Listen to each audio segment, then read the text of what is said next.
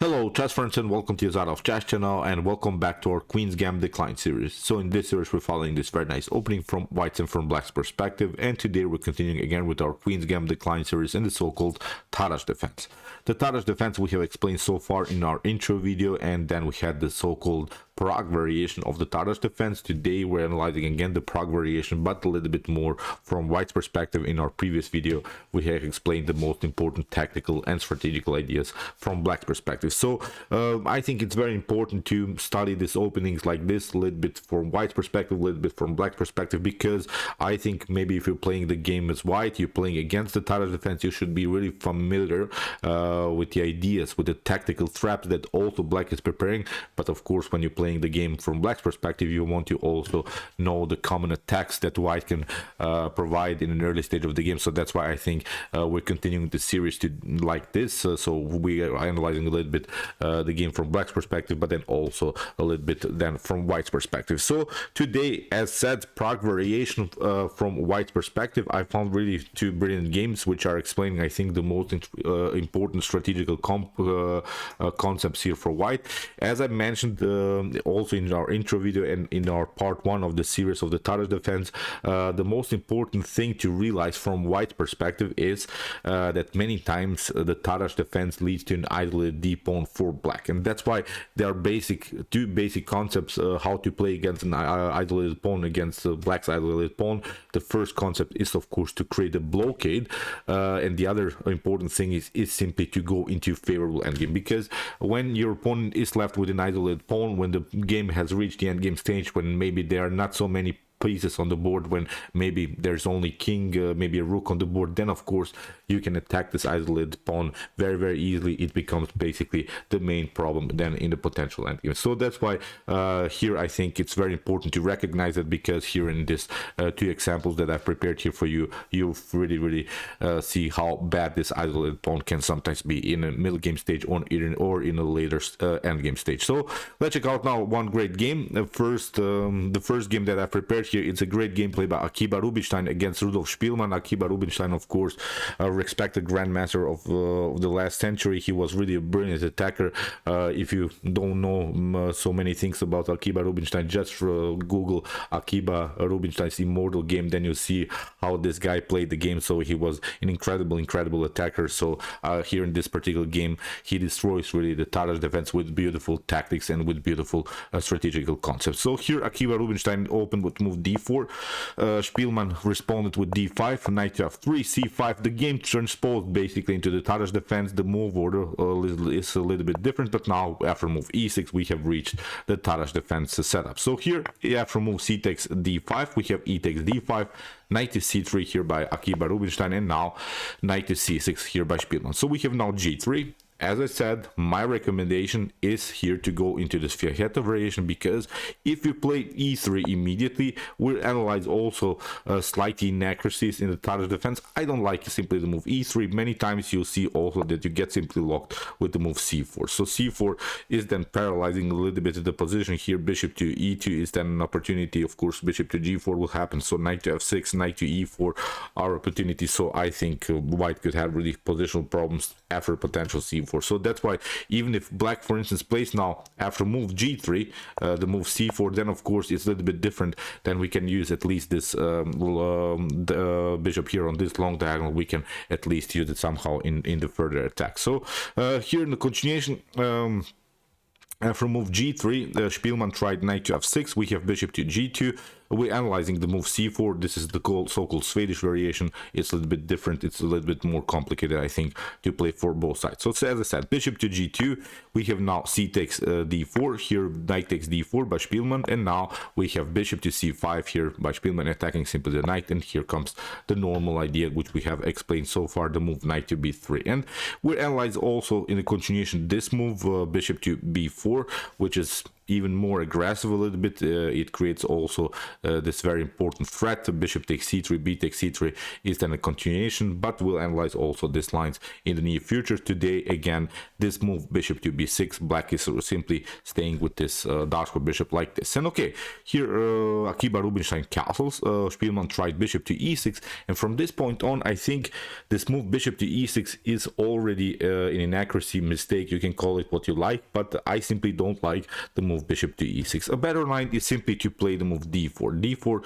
we have explained in some great games played by Daniil Dubov in our previous video that it's sort of a must move here for black, because black needs to do something with this isolated pawn. Of course, this isolated pawn is still a long-term weakness, but at least it creates some further spaces, at least it kicks out the knight on the edge of the board. So that's why maybe here after move d4, knight to f4, we have explained this line, castling bishop to g5, and now after rook to e8, we would reach the most often and most popular line of the Prague variation of the Tarrasch defense. But here Spielmann tried bishop to e6, and of course Rubinstein developed simply the bishop on the most active square. Now we have the pin here, we have the tension around the square d5. Now even d4 is not such a powerful option, because you get simply knight to e4, and that's actually the problem many times with this bishop. But the bishop is simply on the queen side, it cannot be maneuvered anymore to e7, where it controls, of course, here maybe this very annoying pin on dark square. So that's why with knight to e4 here I think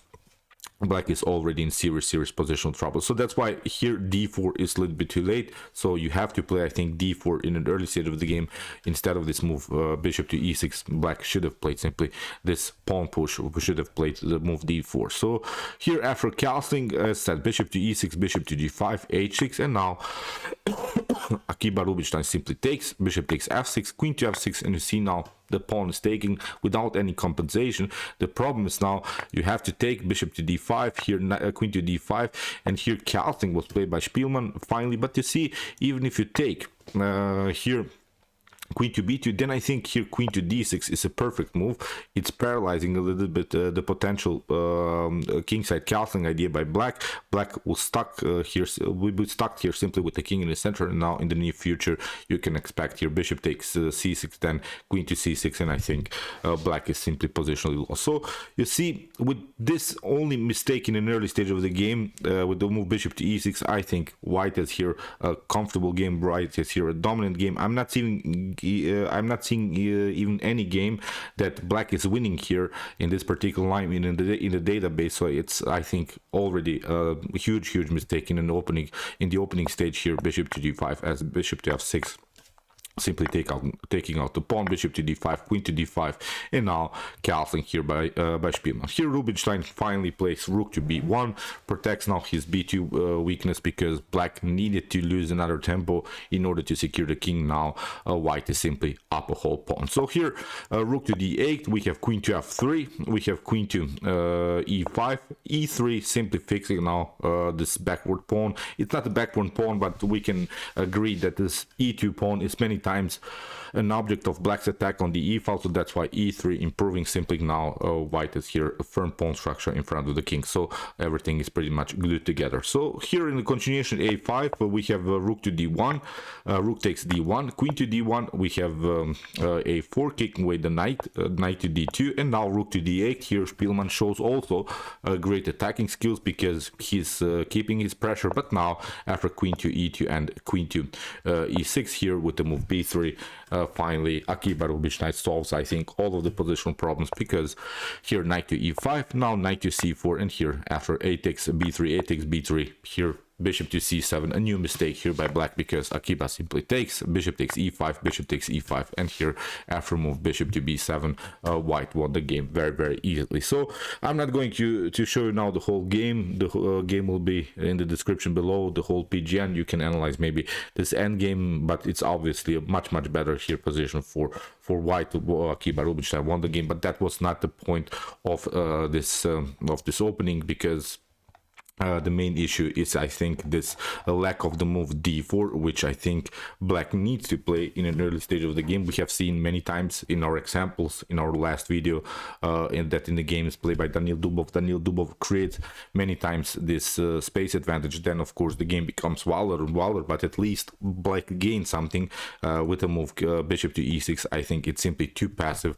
Here black was already in serious positional problems. So let's see now another example. It's a great game here by Pavel Pankratov against Niranyan Navalgund. Here again you see the problems of isolated pawns, because here I think white will exploit this isolated pawns in such a brilliant way. Here again we'll reach the Tarrasch defense with the move c5.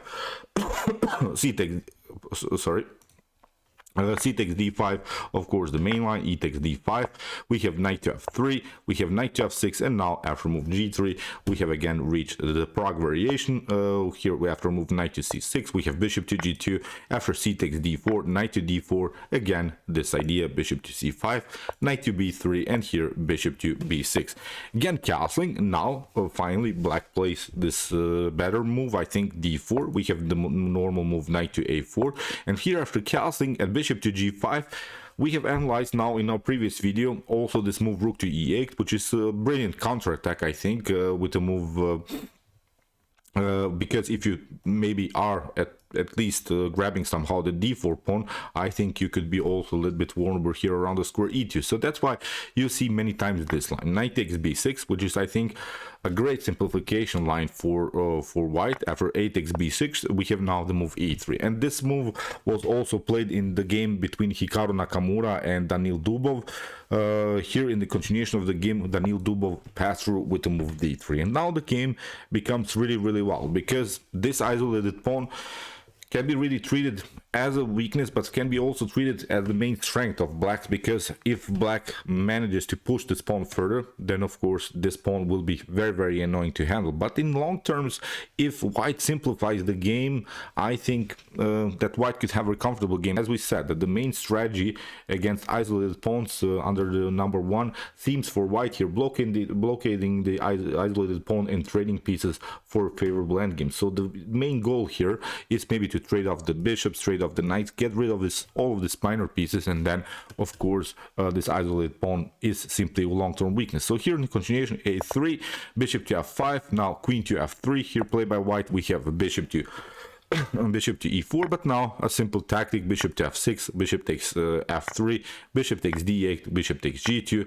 So both players traded more pieces, but this endgame favors white, because as we said, white wants to trade off more pieces, white wants the simplification, and now you see this isolated pawn can be simply blocked out. Rook to d5, we have rook to c1, attacking simply the position further, f5, now rook to c3, now rook to d8, and now a brilliant intermediate switch. So here really brilliant move by white, knight to d4, cutting off the connection between the rook and the pawn. Now in the continuation we have knight to d4, but now rook to d3, a very powerful here rook battery on the d file. The knight is pinned, the knight cannot move, so that's why here rook to b5 was played. Now rook to d2, protecting first the pawn. Very important move here by white. He doesn't want to take out immediately because it's of course trading off just simply. Then of course white will lose also the b2 pawn. So far we still can protect first the b2 pawn. Now the pin is still present there, so the knight cannot move.